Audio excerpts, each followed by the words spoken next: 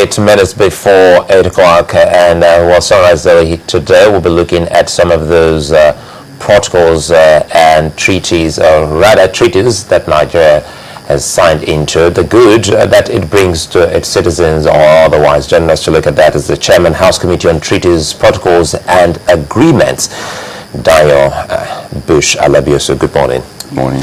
Well, a whole lot has been happening, and for someone who chairs such committee in the House, one would have thought the first question is, what exactly do you do, knowing full well that some of these should have impacted positively on the people?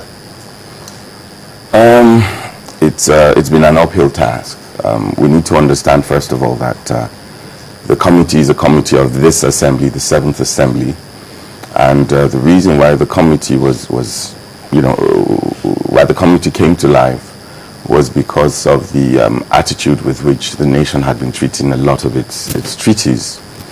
And we have been fighting for the last couple of years now on getting a lot of the treaties domesticated so that Nigerians in general would be able to benefit from this.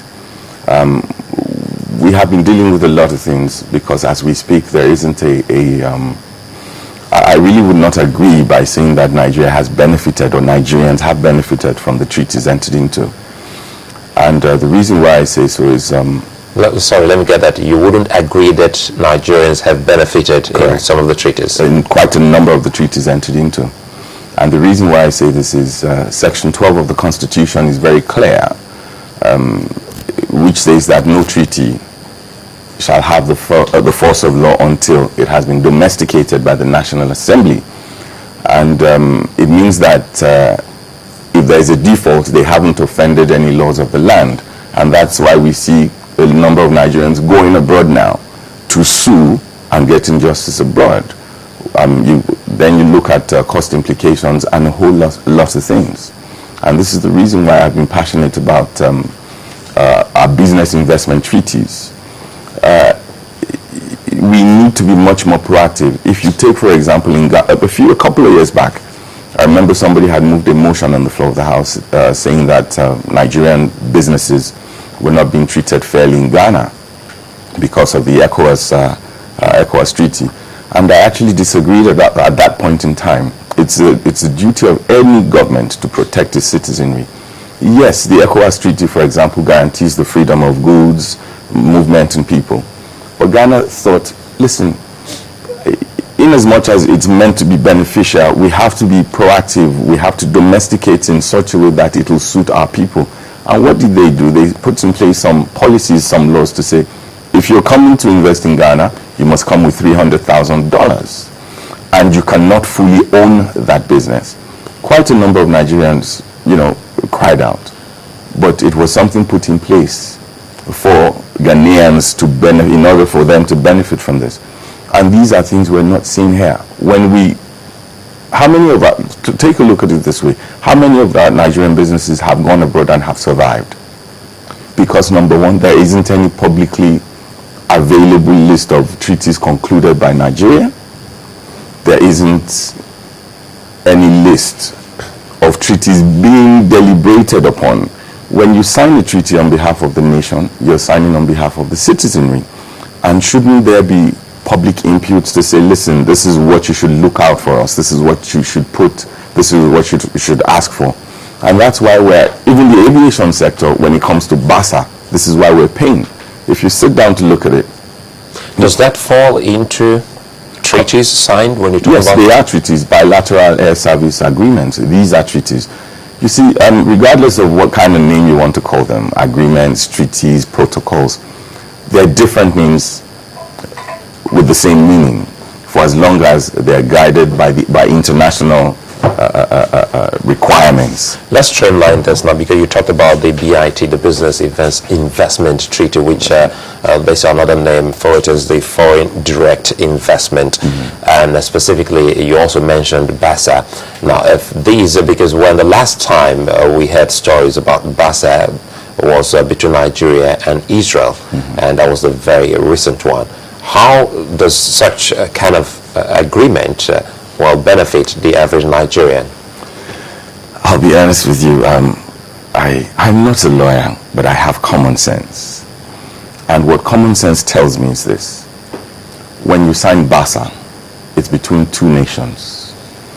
Now, it contains a whole lot of things. In as much as the average Nigerian believes that, oh, it's a government terminology. No. Now, BASA contains certain, stipulations such as the size of the aircraft. If I'm going into a BASA agreement with you, you want to come into my country with a Boeing 737, you would allow me come into yours with a Boeing 737. It states the size of the aircraft, the capacity of the aircraft, pricing, and a whole lot more of things, slots, frequencies, entry points. Take, for example, Nigeria signed a BASA with the United Kingdom. And our flag carrier, we don't have a national carrier. We have a flag carrier, which is ARIC, is allowed to apply only the Heathrow route, to land only in Heathrow. Now, we haven't even considered the slot, because they're different slots. Some slots are much more expensive than the other, depending on what time you land. What slot are we being given? The expensive slots. That's number one. How many points are we allowed, is our flag carrier allowed to land? Heathrow. Whereas their carrier is allowed to land in Lagos, Abuja. I remember they were always going to Kano, but because of the goings-ons there, they have decided to opt out. How fair is this? Now, the impact is it's killing our local aviation industry. How is that? Beautiful. When you sit down, why do you think most of the airlines in Nigeria don't survive for more than 2 years? At most 3 years. It's because you need for them to purchase carriers or aircraft that are under a certain number of relatively new aircraft. But if you were a bank, would you loan them the money?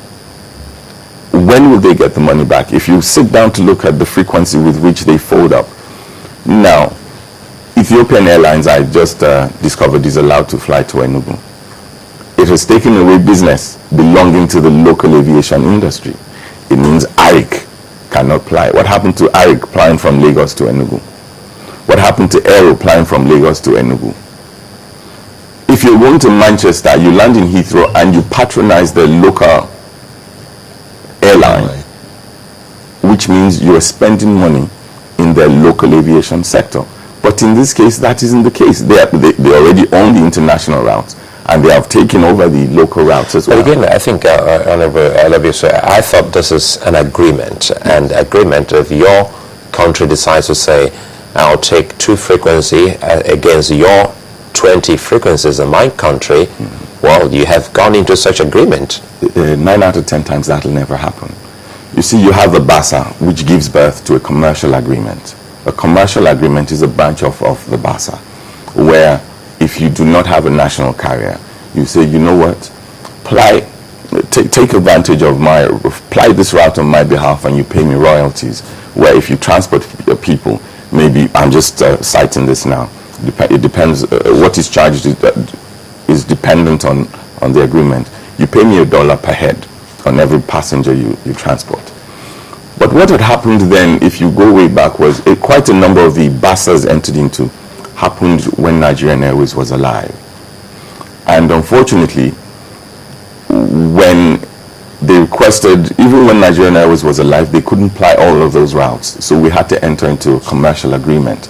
But the commercial agreement was between the airlines. And when they were all fired, there wasn't there was no continuity, there wasn't any understanding of documented understanding of what had gone on. So as a result, the number of airlines in Nigeria right now, because they were applying for such a long time. And if you remember when the aviation minister, the new aviation minister came on board, she raised a bit of dust.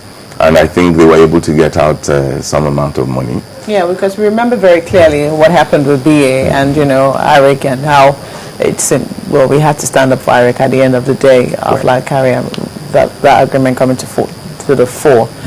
But, talking about treaties, some of the things that have come up, I mean, usually what happens is that it's when we have erred on our own side and it's in the news, that's when we begin to know that, oh, there was an agreement, we failed. What happened with, Bakassi and Cameroon? It turned out that we had signed a pact at some point in time that never even got to the National Assembly. I think that that was raised when the citizens of Bakassi, or the residents of Bakassi, came to the National Assembly to appeal, and it came up that that agreement just never came before the National Assembly for even domestication or ratification. But tell us, take us through the process. How is it supposed to work? Because it would seem that you're supposed to have a very close relationship with the Ministry of Foreign Affairs and possibly a host of other ministries that would have anything to do with signing treaties.